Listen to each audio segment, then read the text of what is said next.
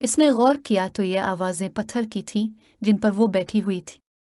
Sasha और cocoa जोर जोर से हंसने लग। जीनी भी खिसियानी सी हंसने लगी। चॉकलेट की नदी से दिल भर गया तो साशा वर कोको उसे चिप्स के खेत ले गए।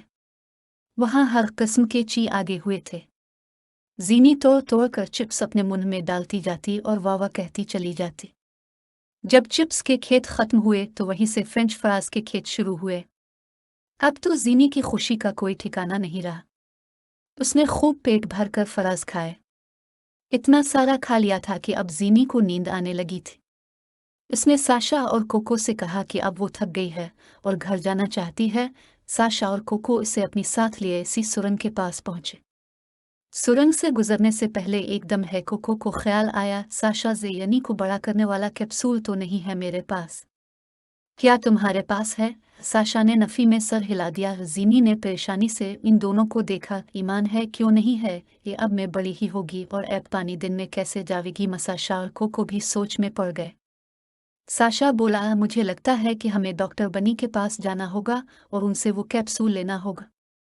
कोको भी इससे मुत्तफिक हुआ और वो दोनों जीनी को लिए सुरंग में दाखिल हो गए। इस सुरंग में डॉक्टर बनी का क्लिनिक है। जीनी ने परेशानी से पूछा। जब वो पहले इस सुरंग से आई थी तब तो यहाँ उसे नजर नहीं आया था। साशा और कोको एक दूसरे को देखकर मानी खेज हंसने लगे। सुरंग के वस्त में एक छोटा सा गड़ा था। साशा ने इसमें झककर आवाज लगाई, डॉक्टर साहब, आपकी मदद की जरूरत है। भी जीनी कुछ पूछने ही वाली थी। इस खूह से एक छोटा सा खरगोश बरामद हुआ। जीनी को देखकर चौंक उठा और कहने लगा, ये तो इंसान है। ये यहाँ क्या कर रही है? क्या तुम्हें पता नहीं कि इंसान हमारे लिए खतरनाक साबित हो सकते हैं? साशा ने बात संभालते हुए कहा। डॉक्टर बनी, ये हमारी बहुत अच्छी दोस्त है और चॉकलेट की नदी देखना चाहती थी, बस अब वापस जा रही है और उसने हमें या हमारी दुनिया को कोई नुकसान नहीं पहुंचाया है। डॉक्टर बनी ने नाराजी से कहा, मुझसे क्या चाहते हो? कोको ने बड़ी ही तमीज से पूछा। डॉक्टर साहब, ज़ेयनी को अपनी दुनिया में जाने के लिए बड़ा होने वाला कैप्सूल दरकार है। बरा करम वो इनायत कर दें। डॉक्टर बनी ने खश्मगी नजरों से घूरते हुए कहा, ये क्या हरकत की है तुम दोनों ने? पहले तो इस बात का बंदोबस्त करना चाहिए था, फिर ही इसे इस दुनिया में लाना चाहिए था। अब अगर वो कैप्सूल मेरे पास भी खत्म हो गया होगा तो, और अगर आज ही के दिन जीनी को दोबारा उसकी दुनिया में ना भेजा तो ये हमेशा के लिए बोनों की दुनिया में रह जाएगी और कभी दोबारा इंसान नहीं बन सकेगी। ये सुनकर जहां सानिशा और कोको के होश अलिफार गए वहीं जीनी भी रोने लग गई। इसे रुततके कर डॉक्टर बनी ने कहा, अब रोना बंद करो। मैं जाकर अपने दवाखाने में देख कर आता हूँ को कैप्सूल है या नहीं। ये कहकर वो दोबारा से अपनी खोह में गायब हो गया। साशा और कोको अद इस खड़ी जीनी को देखकर शर्मिंदा हो रहे थे कि उनकी लापरवाही की वजह से जीनी किसी तकलीफ में भी आ सकती थी।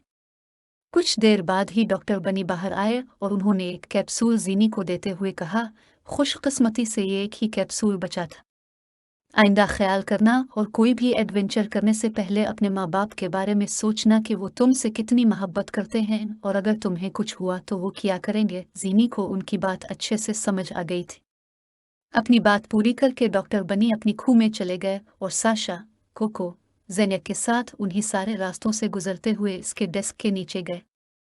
वहां पहुंचकर जीनी ने कैप्सूल खाया और वही पहले जैसा चक्कर उसे आया और उसकी आंखें बंद हो गईं। जब खोली तो वो अपने बेंच पर बैठी हुई थी। साशा और कोको इसके पैरों के पास जाते हुए हाथ हिला रहे थे। जीनी ने भी अल्लाह हाफिज कहा और देखते ही देखते वो दोनों नजर आना बंद हो गए। जीनी ने चूर नजरों से अपनी क्लास को देखा तो पता चला कि ब्रेक अभी तक चल रही है और किसी ने इसकी कमी को महसूस नहीं किया। जीनी ने अपने होठों पर जबान फेरी तो मज़ेदार जायके ने इसे एक बार फिर बोनों की दुनिया के लजीज खानों की याद ताज़ा करवा दी। जीनी ने डेस्क पर अपना सर रखते हुए सोचा कि इतना ज्यादा खा लिया है कि घर जाकर दोपहर का खाना नहीं खा सकूंगी। लेकिन अम्मी को क्या वजह बताओगी? यही सब सोचते हुए वो नींद की वादियों में उतर गई। खत्म शद।